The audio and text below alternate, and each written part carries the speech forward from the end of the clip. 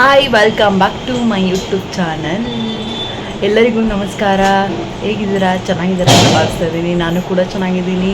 ಮತ್ತು ಇವತ್ತು ಮನೆ ದೇವ್ರ ದೇವಸ್ಥಾನಕ್ಕೆ ಹೋಗ್ತಾ ಇದ್ದೀನಿ, ನಾನು ಮತ್ತು ನಮ್ಮ ಮನೆಯವರು ಮತ್ತು ಸಂಪ್ರೀತು. ಯಾಕೆಂದರೆ ಸಂಪ್ರೀತು ನೆನ್ನೆ ಬರ್ಡೇ ಇತ್ತಲ್ಲ, ಅದಕ್ಕೆ ಇವತ್ತು ಹೋಗ್ತಾ ಇದ್ದೀವಿ. ಬನ್ನಿ, ನಿಮಗೂ ಹಾಗೆ ತೋರಿಸ್ಕೊಡ್ತೀನಿ ಟೆಂಪಲ್. ಹೇಗಿದೆ ನಾನು ಇದು ಡ್ರೆಸ್ ಬಂದು ಸ್ಟಿಚ್ ಮಾಡಿರೋ ಡ್ರೆಸ್ಗೆ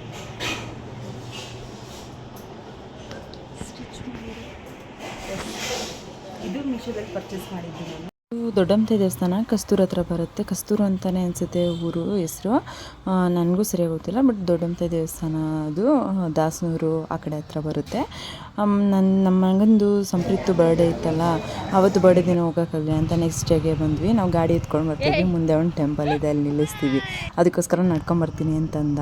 ಹಾಗೆ ಒಂದು ಕ್ಲಿಪ್ಪಿಂಗ್ ತೊಗೊಂಡೆ ಅಷ್ಟೇ. ನಡ್ಕೊಂಡು ಬರ್ತದೇನೆ ನೋಡಿ, ಹತ್ತಿರ ಇದೆ. ಅಲ್ಲಿಂದ ಅಲ್ಲಿ ಒಂದು ದೇವಸ್ಥಾನ ಇದೆ. ಆ ದೇವಸ್ಥಾನದಲ್ಲಿ ನಮಸ್ಕಾರ ಮಾಡೋದನ್ನ ಅವ್ನು ವೀಡಿಯೋ ಮಾಡಿದ್ದಾನೆ ಅಷ್ಟೇ. ಅವನೇ ಕ್ಲಿಪ್ಪಿಂಗ್ ತೆಗ್ದಿರೋದು ಅದು. ನಮ್ಮತ್ತೆ ಇದೆಲ್ಲ ದೇವಸ್ಥಾನ ಮುಗಿಸ್ಕೊಂಡು ನಾನು ಮತ್ತು ಸಂಪ್ರೀತ್ ನಮ್ಮ ಮನೆಯವರೆಲ್ಲ ಹೊರಟ್ವಿ.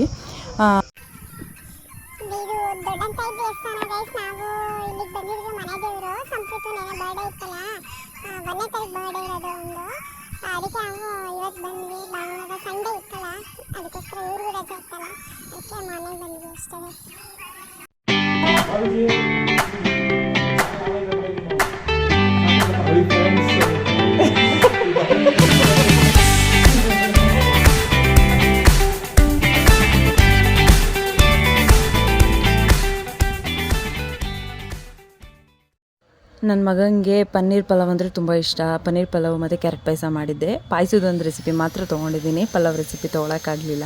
ಪಾಯಸದ ಏನಿಲ್ಲಪ್ಪ, ತುಂಬ ಸಿಂಪಲ್ಲು. ಕ್ಯಾರೆಟ್ ಬೇಯಿಸ್ಕೊಂಬಿಡೋದಷ್ಟೇ. ಸಣ್ಣ ಸಣ್ಣಕ್ಕೆ ಕೆಚ್ಬಿಟ್ಟು ಕ್ಯಾರೆಟ್ ರೌಂಡಿಗೆ ಕೆಚ್ಬಿಟ್ಟು ಕ್ಯಾರೆಟ್ ಬೇಯಿಸ್ಕೊಳ್ಳೋದಷ್ಟೇ. ಬೇಯಿಸ್ಕೊಂಡು ಹಾಲು ಹಾಕ್ಕೊಂಡು ಸಕ್ಕರೆ ಹಾಕ್ಕೊಂಡು ಮಿಕ್ಸಿ ಮಾಡ್ಕೊಳ್ಳೋದಷ್ಟೇ. ಮಿಕ್ಸಿ ಮಾಡ್ಕೊಂಡು ಹಿಂಗೆ ಒಲೆ ಮೇಲೆ ಇಟ್ಟು ಕುದಿಸೋದು. ಸಕ್ಕರೆ ನಿಮ್ಗೆ ಎಷ್ಟು ಬೇಕು ಅಷ್ಟು ನೋಡ್ಕೊಂಡು ಹಾಕ್ಕೊಳ್ಳಿ. ರುಬ್ಕೊಳ್ಳೋಕ್ಕೂ ಹಾಕಿರ್ತೀರಲ್ವ, ಬೇಕು ಅಂದರೆ ಆಮೇಲೆ ಹಾಕ್ಕೊಳ್ಳಿ, ಸ್ವೀಟ್ ಸಾಲಿಲ್ಲ ಅಂತ ಅಂದರೆ.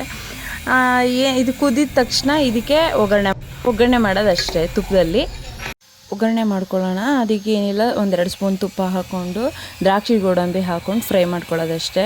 ಇದನ್ನು ಫ್ರೈ ಮಾಡಿರೋದನ್ನು ಕ್ಯಾರೆಟ್ ಪಾಯಸಕ್ಕೆ ಇದನ್ನು ಹಾಕ್ಕೊಂಡ್ರೆ ಕ್ಯಾರೆಟ್ ಪಾಯಸ ರೆಡಿ ಆಗುತ್ತೆ. ತುಂಬ ಸಿಂಪಲ್ಲು, ತುಂಬ ಬೇಗ ಕೂಡ ಆಗುತ್ತೆ. ಆಮೇಲೆ ಟೇಸ್ಟ್ ಅಂತೂ ತುಂಬ ಚೆನ್ನಾಗಿರುತ್ತೆ.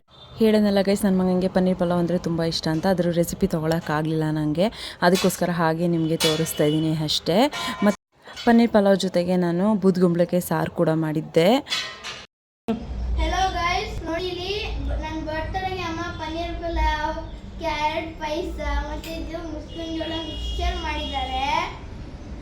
ಟೇಸ್ಟ್ ಮಾಡೋಣ, ಹೇಗಿದೆ ನೋಡೋಣ. ಚೆನ್ನಾಗಿ ಮಾಡಿದ್ದಾರೆ.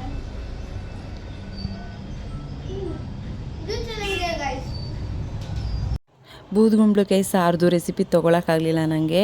ಪನ್ನೀರ್ ಪಲಾವ್, ಬೂದ್ಗುಂಬಳಕಾಯಿ ಸಾರು, ರೈಸು ಮತ್ತು ಕ್ಯಾರೆಟ್ ಪಾಯಸ ಇಷ್ಟು ಕೂಡ ಮಾಡಿದ್ದೆ.